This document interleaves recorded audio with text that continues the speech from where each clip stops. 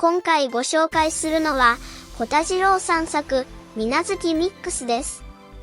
このモデルは、以前紹介したエピシーリアリズム、ピュアエボリューションをベースとして、日本人の画像が簡単に生成できるようにブレンドしたものになります。ベースとなったエピシーリアリズム、ピュアエボリューションは、リアル系モデルでは最高品質と言っても良いレベルのものです。そして、水無月ミックスは、そのベースモデルよりも優れた点があるのですが、それは動画の後半で説明しますので、ぜひ最後まで見てください。では早速見ていきましょう。いかがでしょうか。ローラも画質向上用のプロンプトも加えていませんが、とても高いクオリティで美しいイラストです。今回はこちらのイラストをベースとし、シード値を固定してみていきます。ベースモデルと同様の特徴を持つならば、品質系プロンプトを全く必要としないはずなので、試してみました。多少、服のディテールが変化していますが、あとはほとんど変化がありません。やはり品質系プロンプトは必要ないようです。ブレンド後も、モデル自体のクオリティは損なわれず、最高の状態で維持されていることを意味します。素晴らしいです。加えて、エピシーリアリズム、ピュアエボリューションの制作者が作成したネガティブプロンプト用のエンベディングズを使うことで、より安定したイラストを生成できます。リアル系モデルには、ネガティブプロンプト用のエンベディングズの使用は、あまりおすすめできませんが、こちらは専用と言ってもいいので、使用をおすすめします。次に、注意点ですが、CFG スケールは5から7の数値で推奨されています。ただし、リアルな質感を出したい場合は5をおすすめします。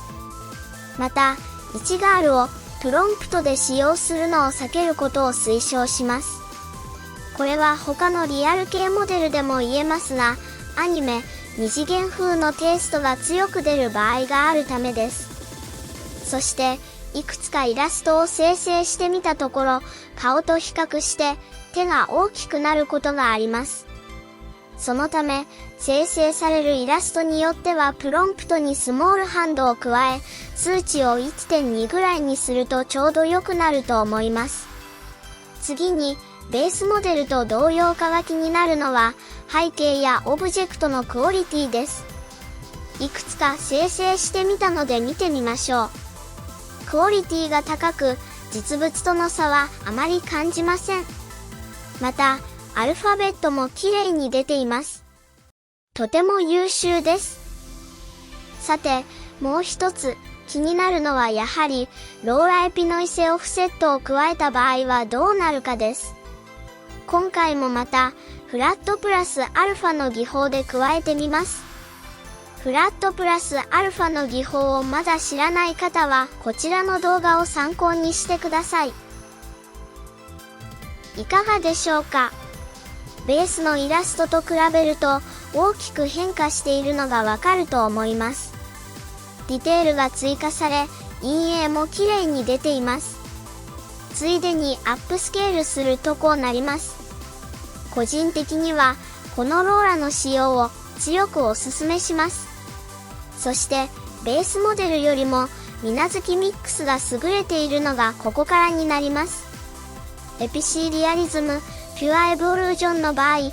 前動画で紹介した超リアルなイラスト生成の方法を当てはめた場合、質感にあまり変化が見られなく、多少鮮明さが減少しました。しかし、水無月ミックスに使用すると、劣化なく変化させることができます。超リアルなイラスト生成の方法をまだ知らない方はぜひこちらの動画を参考にしてください。では、まずは先ほどのフラットプラスアルファの加えられたイラストに超リアルなイラスト生成の方法を当てはめてみます。雰囲気がガラッと変わりますが、劣化は見られません。ただし、背景がぼやけるので、ポートレートなどで使用するときにいいかもしれません。次に、ここから、ローラ、ロー RA を取り除きます。彩度が高いイラストを好む場合は、こちらの方がいいかもしれません。また、元々の水無月ミックスの風合いを保ちたい場合は、ここからさらに、デーテールドアイテンを取り除きます。このように、エピシーリアリズム、ピュアエボリューションではできなかった表現に変化を加えることができます。また、エピシーリアリズム、ピュアエボリューションは肌が綺麗すぎる部分もありましたが、水無月ミックスでは、ほくろやそばかすなどのリアルさの表現もこれでつけれます。いかがでしたでしょうか？エピシーリアリズム、ピュアエボリューションを紹介してから、このレベルの日本人や東洋系に特化したモデルが出ると良いなとは思っていましたが、それほど時間を空けることなく、しかも高い品質で、このモデルが登場したのは正直驚きました。このシリーズでは、今後もこのようなモデルの特性を研究し、成果を公開することによって、多くの人が好みに合った高いクオリティのイラストを生成可能にすることを目指していきます。興味のある方はぜひチャンネル登録をお願いします。では、また来てくださいね。